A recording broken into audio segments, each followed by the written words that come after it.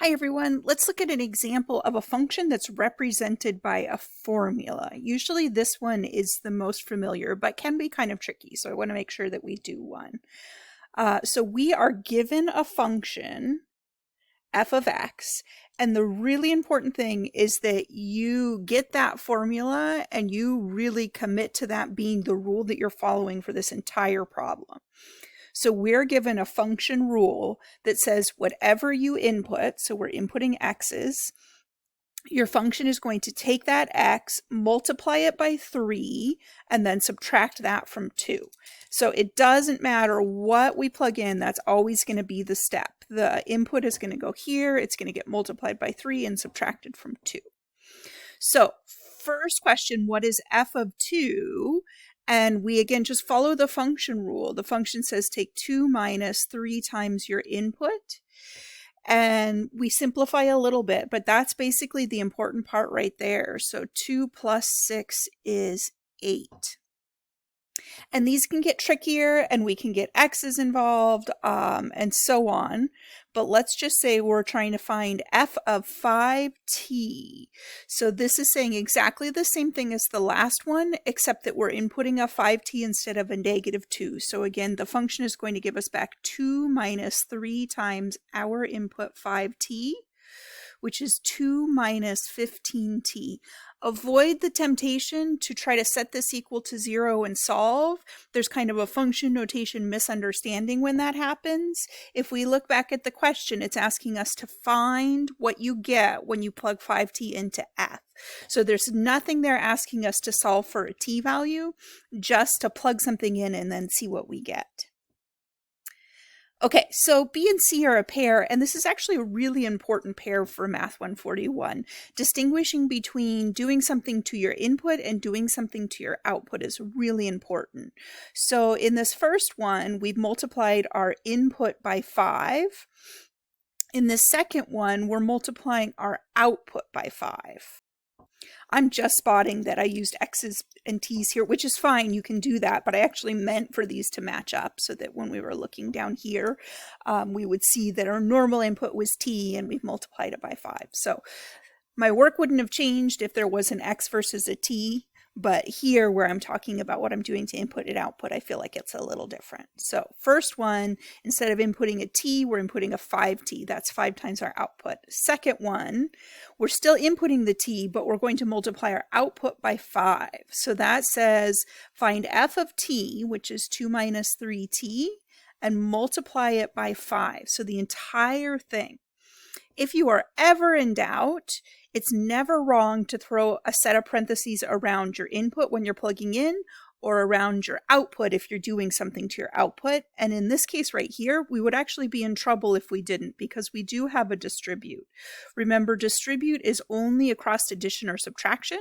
So up in the problem before when we had 3 times 5t, there's no distribute because everything's just multiplied, 3 times 5 times t.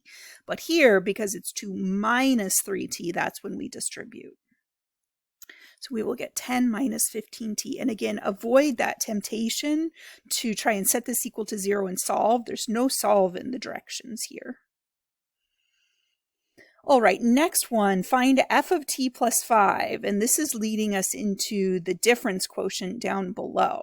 So we know what our function rule says. It says whatever we get for an input, we're going to take 2 minus 3 times that input. So again, just really committing to that rule, 2 minus 3 times your input. Whatever you plug in, that's what you'll do.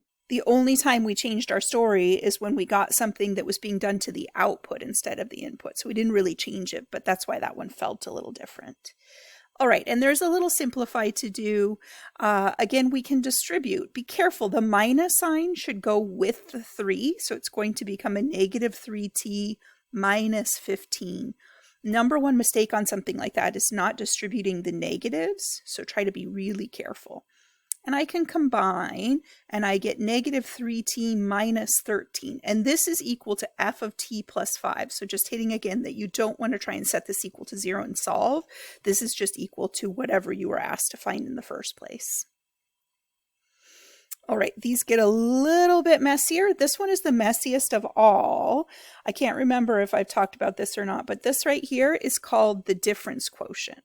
So difference quotient in its most general form would be something like f of x plus h minus f of x over h. This is incredibly important in calculus. So for now, we're just going to learn the function notation pieces, and we're going to learn some of the algebra to simplify these things. This is actually another way to write average rate of change. If you think about average rate of change being f of b minus f of a over b minus a. Here, our b is just x plus h, and our a is x. And if you take b minus a, so you kind of pull those x's out of the parentheses, x plus h minus x is just h. So this really is the same as b minus a. So it's a little variation on our average rate of change formula, and it is something that helps us talk about how quickly some things are changing when we get to calculus and want to change our emphasis. Okay, so as I said, right now what's important is just that we can read the function notation, set this up correctly, and then simplify it. So linear functions are going to be the simplest ones to do that for. This is kind of a multi-step process. So note that we already did the first step, which was to find f of t plus 5. We did that in the last part. So if you haven't already done that, you can do that as side work if this gets messy. We also already know f of t, that's our original function. That's 2 minus 3t. So this part right here, always just your original function. So what we're supposed to do is to take that f of t plus 5, negative 3 minus 13t, and subtract, so that was our number 1, going right there.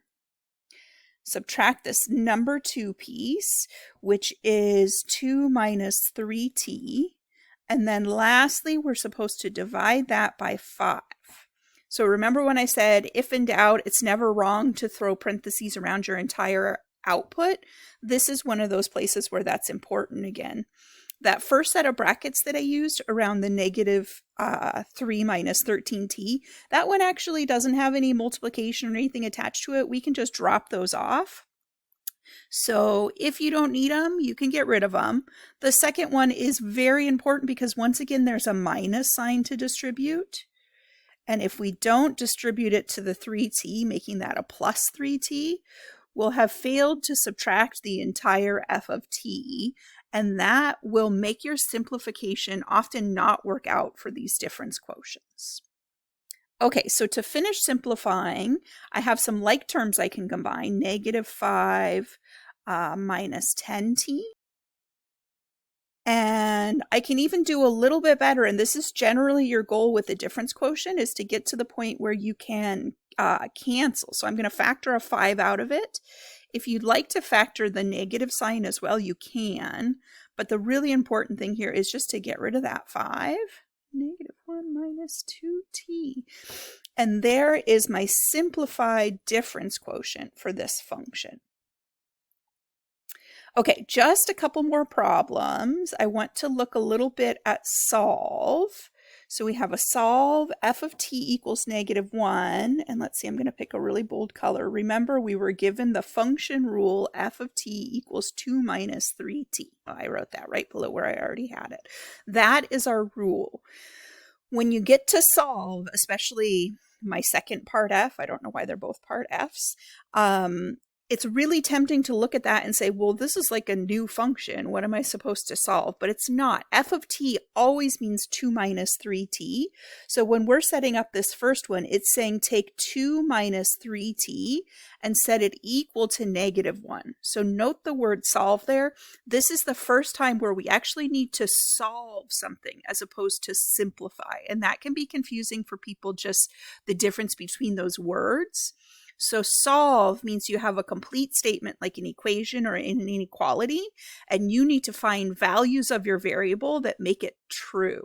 Simplify means you just have an expression. There's no equal sign in it, and it represents some numbers, but it might be messy or it might have variables, and often there's things we can do to rewrite that in a little bit simpler format. Okay, so linear function means this isn't terribly hard to solve. We can subtract 2 from both sides. We get negative 3t equals negative 3. That was rather nice. We can divide by negative 3 and get t equals 1.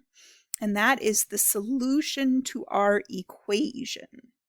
And you can even go back and check this in the original function if you want to. If we let t equals 1, we get 2 minus 3, which is negative 1, and that's exactly what we were hoping to get. Okay, last but not least, this one is the trickiest, not that it's hard to solve, but just trickiest for the way people's minds want to think about it. That looks to someone like, okay, well now it's saying my function f of t is equal to 2t plus 1.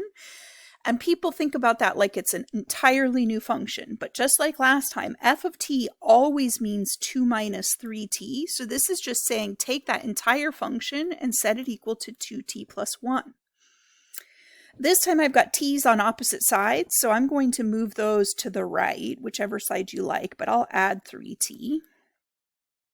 So I get 2 equals 5t plus 1. You can, of course, do all the rearranging in one step if you'd like. I split it apart. So now I need to move the 1 over and say 2 minus 1 is 1 equals 5t.